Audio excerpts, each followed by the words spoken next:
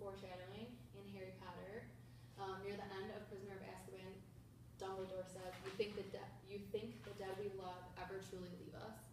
Asking Harry this. This is foreshadowing his own death because after he dies, he comes back to help Harry. So him saying that is foreshadowing the fact that he's going to come back. So these are all things that we've come across already in books we've read and movies we've seen, and they'll just be there to help us in what we are reading now in Romeo and Juliet. So you each have a card on your desk of one of these literary devices. If you can, off the top of your head, think of anything that represents the card that you have. If not, it's okay. We'll be looking in the book for it. But maybe just to get us started off, is there anything you can think of for the literary device that you have, just that you've come across before? Imagery. Okay. Come across lots of imagery, especially in Great Gatsby. Just read it the other day. Really? For class. Good. Showing how much extravagant Mr. Gatsby was with his parties. Mm-hmm. How much oranges and lemons he would use in his parties. That was great. Thank you so much for that example. I love Great Gatsby. So from Romeo and Juliet, I have an example of symbolism for you guys. This is a simple one just to get you going. When Romeo refers to Juliet and says, a rose by any other name would smell as sweet, the rose is a symbol for Juliet. Obviously, she's not a rose, but he's comparing her beauty to the beauty of a rose. So what we're going to do now, as we break up into groups, Lexi and Justin, you'll be working together. You'll be looking through the text to find 2 examples of the word that you have on your card. Since you both have different words, because I wanted to get you thinking about different things, you can choose one and find 2 examples of that one that you have on your card.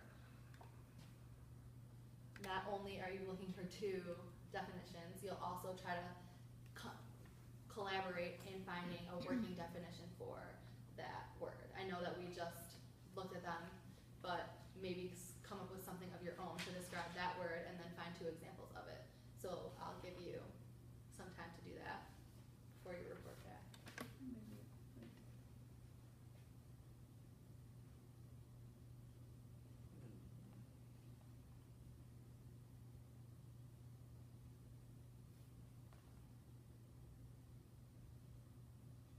Oh, I've got a good one actually for, can I look real quick? Yeah. For metaphor. I think let's see if I can figure out where it is.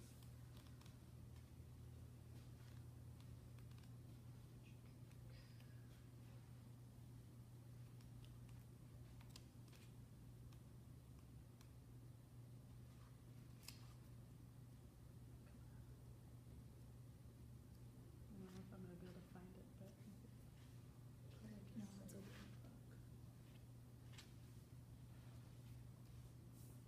oh, here it is.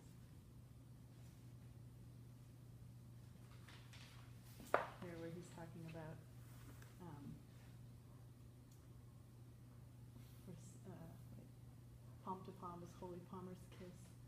What was the what I was looking for?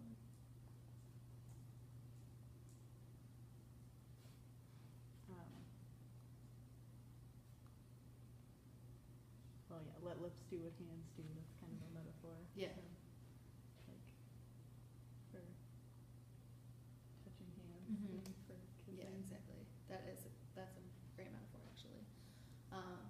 If you want, you can pick 2 for one of the words or one from each. Okay, well, we'll do that one for metaphor, I suppose. Imagery.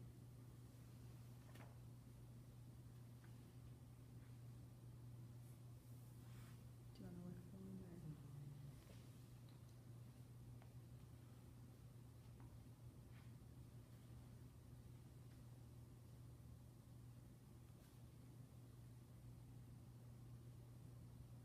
I suppose this one could be imagery.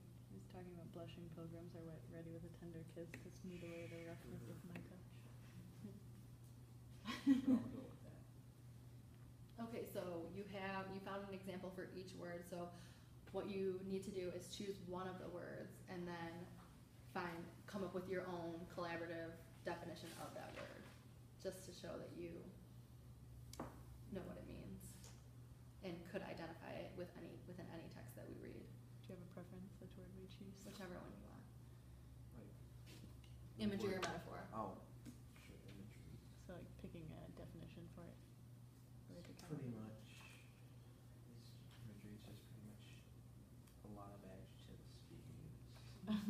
Talk about it with Lexi, and then you can report back to the A lot of rest of the adjectives class. used. Yeah, I would Um, say is it a way of like creatively describing something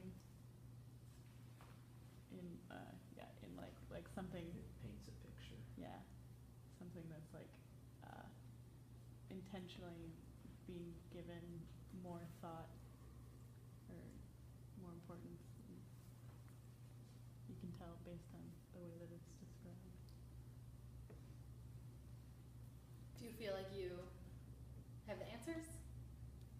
The two examples from the text and the definition, and you're ready to share with the class? Mm-hmm. Okay, so what word did you choose and what definition? Shows imagery. Imagery, okay. We discussed that it has a lot of emphasis on use of adjectives Okay. as well as just paints a picture. It's like, it's purposely there to describe something. Right. Okay, good. Just like you said about Great Gatsby. And then, do you have one example for each from the text or two examples of one? One of each. Okay, so for metaphor, For metaphor, we talked about the part where Romeo is saying, let hands do what lips do. So using touching hands as a metaphor for kissing good. and imagery. Imagery we did like two blushing pilgrims are ready with a tender kiss for the way the rough is the touch. You wanna read that part? Says, if I am profaning a holy shrine with my most unworthy hand, the lesser sin is this. My lips, like two blushing pilgrims, are ready with a tender kiss, just for the way the rough is the touch. Right, that's really good. So the blushing hands and good. Good job. Okay, so the reason for this is to be able to have all the groups share on all the different words that were presented here and that we found in the text, so that the text becomes easier for us to understand when we see this crazy Shakespearean language. We can see that there's a reason for it, and it's all explaining certain things. So this was kind of a warm up to begin writing our papers about the text. So in our papers we can identify certain texts and the literary devices used in that scene, and then you can describe how is this literary device being used and what is it used for.